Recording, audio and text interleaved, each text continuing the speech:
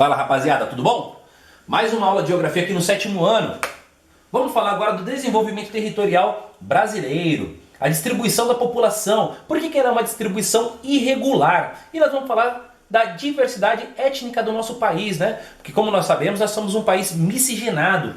Pessoas de várias partes do mundo constituem hoje a população brasileira, que é muito importante para a nossa cultura também.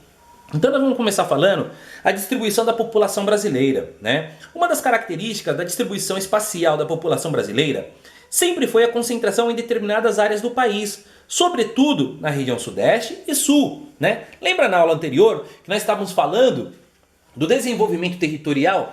Porque a maior concentração de pessoas irá acontecer naqueles lugares onde tem o maior desenvolvimento industrial, onde vai ter a maior concentração financeira, né? Aquelas pessoas vão procurar emprego. Então o sul e o sudeste do Brasil são as áreas mais procuradas.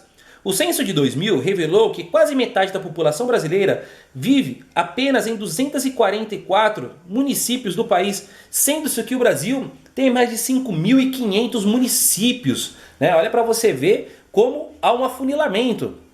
A maior quantidade de pessoas na menor proporção, né?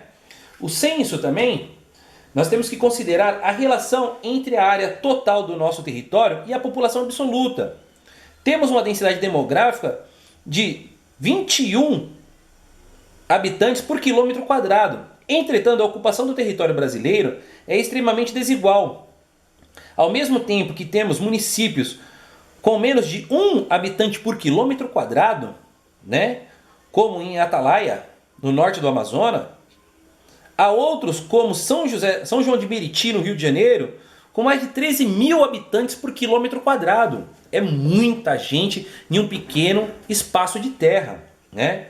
Então a gente tem uma distribuição da população e as densidades demográficas de cada região, né? Já é possível notar uma pequena modificação nas áreas de grande concentração populacional. A região sudeste possui 41% dos habitantes do país, né? Em 1991, representava quase 44% do total.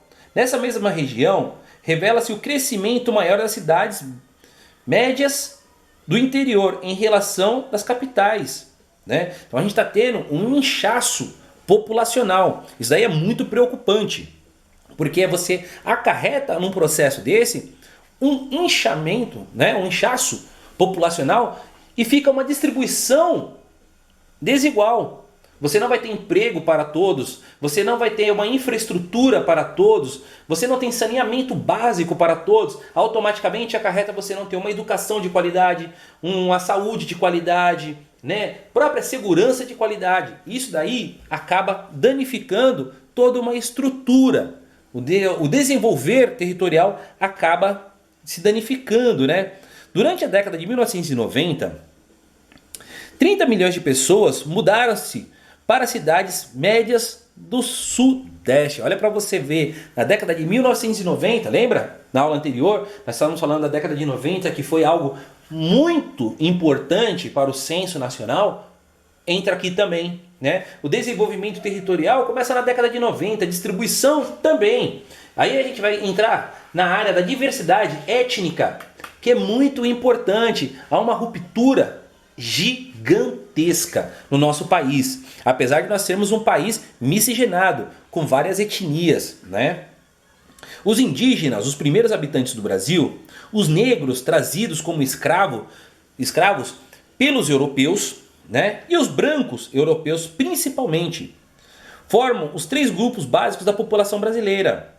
A intensa miscigenação ou mestiçagem entre os grupos originou os mulatos, brancos com negros, os cafusos, indígenas com negros, e os caboclos ou mamelucos, indígenas com brancos, né?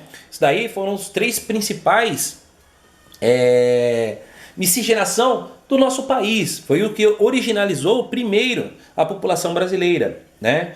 As regiões geográficas brasileiras apresentam diferenças na distribuição da população, segundo a cor, o que pode o que pode ser explicado pelos diferentes processos de povoamento e de ocupação das regiões do nosso país, né? Encontramos maior concentração de pardos, né? Nomenclatura usada pelo IBGE para definir mestiços na região norte, em razão da mestiçagem entre os primeiros habitantes, os indígenas, o colonizador europeu, branco, português e a mão de obra nordestina.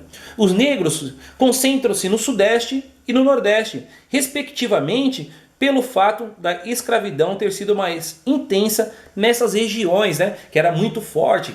Uma que era as regiões costeiras, né, próximo ao mar. Então, na época, os portugueses necessitavam extrair recursos dessas regiões, por isso uma intensidade muito mais forte, né? E a maior concentração de brancos na região sul é explicada, entre outros fatores, pela necessidade que inicialmente Portugal tinha de ocupar todo o território brasileiro para garantir sua posse efetiva e pela menor utilização de mão de obra escrava nas atividades econômicas da região, né? A imigração dos europeus para o sul, principalmente a partir do século XIX, também contribuiu para a predominância da população branca na região. Por quê? Ah, professor, mas se tem tanto negro do sudeste ao nordeste, por que o sul não tem? Porque após, né, o fim da escravidão, houve um processo aonde o governo brasileiro foi à Europa, né,